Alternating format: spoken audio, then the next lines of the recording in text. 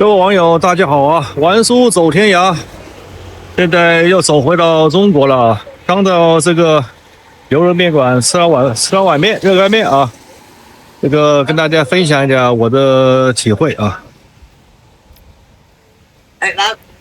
这个什么体会呢？就是大家都知道，中国现在消费正在降级，对吧？那降到什么程度呢？不知道啊。菜，大家看看这。哪里有菜啊？在我们家附近走了一圈啊，感觉到确实还在降级中。比方说，这里之前有个这个贝克大药房，现在门面出租，看到了吧？哎，不少餐点就关门了。我在这个热干面馆呢，就是吃热干面的小吃店呢，老板聊天聊什么呢？我就问他这个消费降级降到什么程度了。他来一句话啊，打破了我的想象啊。他说什么呢？他说原来都说是腰斩，他现在是斩到了脚脖子啊。就是原来这个营业额啊，在一个高度是吧？现在完全不是50%、10%、20%了，剩下的完全只能保本。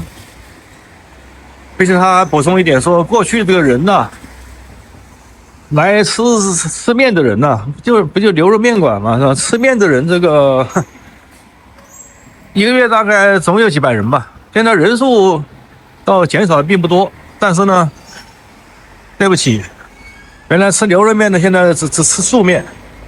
原来加个鸡蛋，现在不加鸡蛋了，那营业额上不去了，是吧？还有人就干脆自己加下面了，不来吃了，这是关键问题。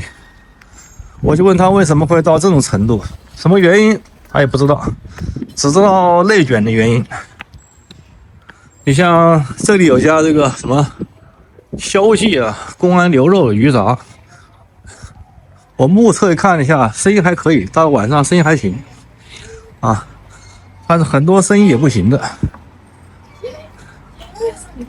走到我们这个小区门口这个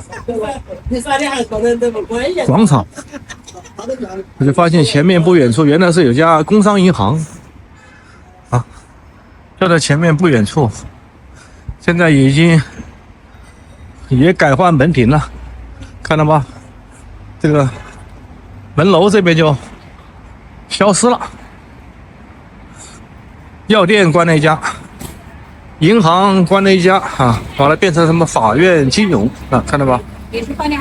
关了一家。所以在中国的消费降级还是比较明显的。今天玩出来跟大家，就我看到的，跟大家展示一下中国目前的经济到底怎么样。我也很关心，为什么呢？我想。经济下行那几年是否有触底反弹的这种迹象，是吧？哎，需要观察一下。这想起来我们前面家这个还有一个湖景酒楼，我来门口走一下看，湖景酒楼门口也开始摆摊设点了，跟很多大的这个酒店一样，摆摊设点就是把一些熟食啊，中午啊、晚餐的时候摆出来。哎，所以说，这是目前这样一个情况。在前面就是湖景酒楼，还没垮，再往前小南京已经垮掉了。好，我们在这个小区花园中啊，固定机位给大家扯一扯这个中国消费的问题。就是我在想，为什么中国的消费一直走不出来呢？对吧？这个内卷，对吧？那还是别的原因呢？这个经济在下行，看来还没有见底，是吧？你看门口的这个银行关了一家，药店关了一家，就连这个做早餐啊，做点这个小吃的小餐馆，它的营业额都是不是腰斩啊？刚才讲了，都是到脚脖子了啊，这是老板娘说的话啊，到脚脖子了。那么这种情况还能持续多久？有没有可能再起死回生？从目前我观察的情况来看啊，比较难啊。我分析原因呢，跟大家交流交流啊。曾经看过一个报道，央视的报道说，这个中国跟台湾啊，这个台湾呐、这个贫富差距很大，有4倍多啊，大概还有500-600万的人，这个生活水平月薪不到4.3万新台币。我一上一看，4.3万一个月啊，新台币，那个人民币将近1万块钱，9000多块钱呢。那中国人现在凭多少呢？我们看一下这个2024年这个国家统计局的数据，中国现在还有65到80左右的人收入不到3000元一个月，对吧？那跟台湾比还有差距，人家是最贫困的这个不到1万块，我们是不到3000，大部分不到3000，所以这个消费就起不来。那大家肯定不愿花钱了。就消费它不是刺激的，没钱是还需要刺激吗？有钱就多花，没钱就少花，是吧？就像我们老板娘说的，那现在原来是吧，加个鸡蛋不加了，兜里没钱了，你加鸡蛋吃不起了，你加牛肉也不加了，对吧？然后实在不行的，家里拿1斤挂面在家里可以下好几餐吃的吧？你在餐馆一餐饭也就一个小面馆也是人民币几块钱呢，牛肉面的10几块钱，对吧？那也吃不起了，就这么现实，对吧？大餐馆门口啊开始卖熟食，那也是活不下去，对吧？所以呢，我在想这个原因啊，就是中国老百姓大部分很穷。我说的大部分不是体制内的，体制内他们月薪这个是吧？不管是退休前、退休后，月薪都是1万多、1.5万左右人民币，对吧？那体制内的，加上国企的，也不到这个全国加起来不会超过1亿人嘛，对不对？从6000万到8、9千万这样规模，是不是？那大部分人呢？普通老百姓呢？对吧？所以这是个问题。并且我看了这个人均收入啊，占这个 GDP 这一块啊，国际上有排名，是吧？排在前面的，是吧？像美国啊，40%到50%的收入就是所有人的这个收入占了 GDP 的总额的40-50%，那排在第一档。还有什么瑞士啊等等国家，是吧？泰国是25%是吧？那排在第3档了。啊，泰国、菲律宾，对吧？中国我们查了一下啊，原来郎教授说是8%，就中国人这个收入占总国 GDP 是8%，好像这个有点低估了。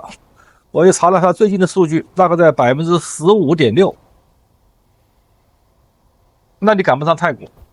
这个国民收入这一块啊，就是国家赚的钱可能用于这个基础建设了，是吧？用到这个政府开支了，用在老百姓口袋里的，到老百姓口袋的。只有15%，所以这恐怕也是一个原因，对吧？除了经济下行之外，本身这个，是吧？蛋糕分的份数太少了，对吧？被国企拿走了，被公家拿走了，被政府机构是吧拿走了，所以落到老百姓口袋的钱就很少了，加上经济下行，我觉得这应该是一个主要的原因，对吧？不能否认这一点吧。所以呢，王叔跟大家交流就是，我们看任何事物啊，就是怎样找到这个根本原因。你像王叔去年回中国来，对吧？我觉得经济下行，韩裔刺骨，是吧？虽然是个6月6、7月的大热天了，但是韩裔刺骨啊。今年回国感觉到更是透心凉的寒意啊。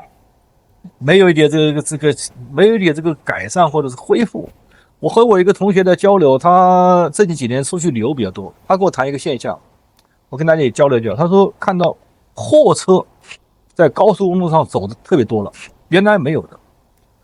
那是否代表经济恢复呢？我也想了一下啊，这个货车多了，原来可能没那么多货车，那么货车多，我后来仔细一想，不见得是好事。为什么呢？货车都是像京东啊那些大品牌、大商家运货嘛，是吧？大超市，对吧？那就是原来小超市实体店撑不住，全部被大超市、大的平台所占领。那么大的平台需要更多的货源嘛，是吧？那就调货，全国各地送货。那么原来可能这个小企业是吧，小实体可能运送货物不走这个高速公路，那走不起啊，太贵了，走这个省道啊，走小道啊，避免高速公路交费。现在你这个大货车啊，就走高速公路更快一点，更加快捷。所以表面上看呢是一种经济复苏迹象，但是实际上你多想一下，这可能是整个这个实体小企业、微企业向平台大企业集中。只有大的企业才能跑得了高速，才能长途运输。所以我觉得这并不代表着这个经济复苏了，只是物流更加的集中了，集中在少部分的垄断的企业身上去了。所以中国经济要想走出目前这样一个困境，走出目前的下跌通道，估计还有待时日啊。有的网友可能会说，王叔，你去年不说吗？别了中国是吧？我别了中国什么意思呢？就是说中国经济不行了，在中国赚不到钱了。王叔也想搞点退休，搞点差价啊，赚不到钱，所以别了中国。那么这次回来呢，短暂的待1-2个月，看看亲友啊，看看老人，然后还得走。那么中国经济，据我观察，没有走出这个低谷。还会继续下行，啊，这是我目前的一个观察，啊，那么讲的不对的地方呢，大家可以打在屏幕下方和玩叔互动，好吧？谢谢大家。让你能够听到我的心，什么时候也能把我想起。